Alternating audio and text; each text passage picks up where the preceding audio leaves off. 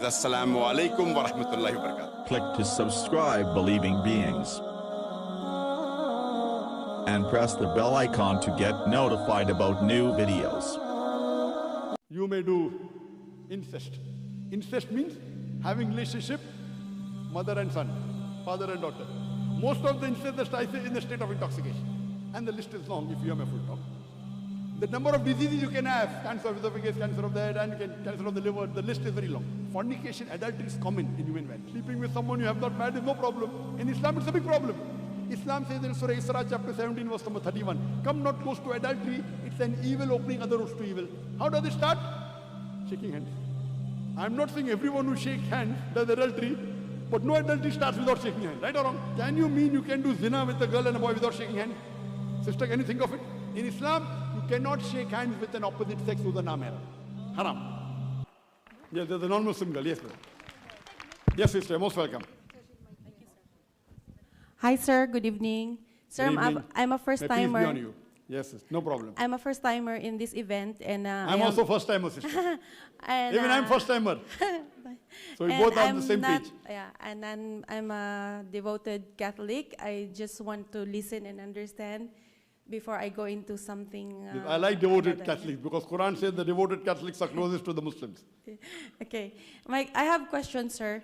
Why is it that the liquor is prohibited, and if ever they drink in a liquor that is according to the standard amount of that liquor, what is the implications if they drink it? And my second question, sir, why there are haram foods for Islam, and if they have eaten it without their knowledge, what will happen to them? I mean, what is also the implications? Sister, that's two questions. Number one, why is alcohol prohibited? Why alcohol is prohibited? It is not And- only alcohol. Yes. And if they drink according to the standard amount of liquor, what will be the implication of being an Islam? What will happen to them? I'll tell you that, sister. As I mentioned in my talk, Quran prohibits drinking alcohol in Surah Maida chapter 5 verse 90. Even the Bible prohibits the drinking of alcohol in the book of Ephesians chapter number 5 verse number 18, where it is mentioned, do not be drunk with wine. It's also prohibited in the book of Proverbs chapter number 20 verse number 1. So Bible prohibits alcohol in two places. You can note down if you want, if you're a devout Christian. If you're a devout Christian, Bible prohibits in two places, book of Ephesians chapter 5 verse number 18, and book of Proverbs chapter number 20 verse number 1. Now coming to your question, why does Islam prohibit alcohol? And if someone has alcohol within the limit, then what is the harm? Basic question. I'm being a medical doctor. I've given a full talk on why is alcohol prohibited. I've given a talk on scientific reasons for the dietary laws in Islam. It will take me as a medical doctor, I can list you hundreds of diseases only from alcohol. Time will not permit me. There are umpteen number of diseases. The main reason is that when you have alcohol, in the human body, there is an inhibitory center. Inhibitory center means, if I want to go to the toilet, my inhibitory center says, don't do it here, go to the restroom. My inhibitory is working. Now, when you have alcohol, the inhibitory center is inhibited. The inhibitory center, then you don't know what you're doing. You start using foul language, you start urinating in your clothes. That is when you get intoxicated. I'm coming to your questions. I'm coming. So, one of the reasons that alcohol is prohibited, because you don't know what you're doing. You may abuse your parents, you may use foul languages, you may do incest. You know, most of the incest are done. Incest means having relationship, mother and son, father and daughter. Most of the incest that I say in the state of intoxication. And the list is long if you have my full talk. The number of diseases you can have, cancer of esophagus, cancer of the head, and cancer of the liver, the list is very long. Coming to your question. What if I have alcohol in limits? In limits. Our Prophet says in Ibn Majah, hadith number 3993, 3994, 3992, that if anything intoxicates in large quantity, is prohibited even in small quantity. Anything which intoxicates in large quantity means you have a capacity, okay, fine, normally maybe half peg intoxicates you. So, okay, fine, I can have quarter peg, no problem. But the Prophet said anything which intoxicates in large quantity is even prohibited in small quantity. No excuse for nip or a tot. The reason is, today, because of alcoholism, do you know 2.5 million people die every year because of alcoholism? Because of alcoholism, according to WHO, 2.5 million people die because of alcoholism alone every year. Now coming to your question. When you ask any alcoholic, no alcoholic starts having alcohol to become alcoholic. He is first a social drinker. Social drinker means drinking within limits. You ask all the alcoholic, no alcoholic will say that I started drinking alcohol to become alcoholic. Maybe you'll find 1 in a million, maybe.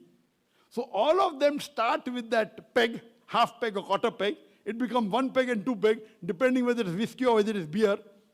Beer you can have more, whiskey you can have less. Our beloved Prophet said, no excuse for nip or a tot. If it intoxicates in large quantity, it's even prohibited in small quantity, and that is very logical. If this was the case, sister, if I'd agree with you, you wouldn't have 2.5 million people dying every year. Every year. In the last 10 years, 25 million people died. And if you interview them, they always started with half peg. So I'm asking you, if you want to jump from a 2-story building or a 3-story building, the chances of dying is 50%. Will you jump? Will you jump?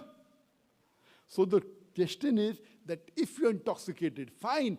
There may be possibility that if you have alcohol, social drinker, you may not be as bad as health-wise. But imagine if you get drunk once in your life. I don't know a social drinker who has been drinking for 5 years and has not get intoxicated once in their life. You understand, no? If you get intoxicated once, by mistake you have extra peg, and then you do incest. Can you forgive yourself? Sister, can you forgive yourself? Yes or no? Only once. Incest. Yes or no?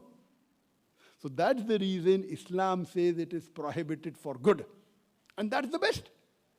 There may be, if logically I can agree with you, out of 10,000 people, there may be 3-4 people who will not get intoxicated, 3 or 4 people out of 10,000 people whose health will be very good.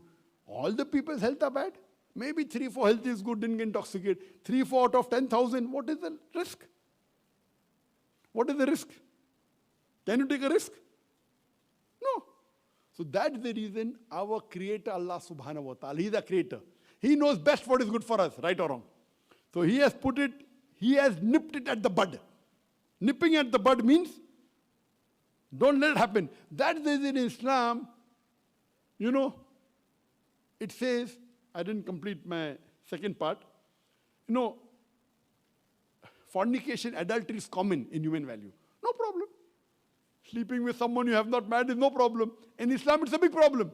Islam says in Surah Isra, chapter 17, verse number 31, come not close to adultery. It's an evil opening other roads to evil. How does it start? Shaking hands. I'm not saying everyone who shakes hands does adultery, but no adultery starts without shaking hands. Right or wrong?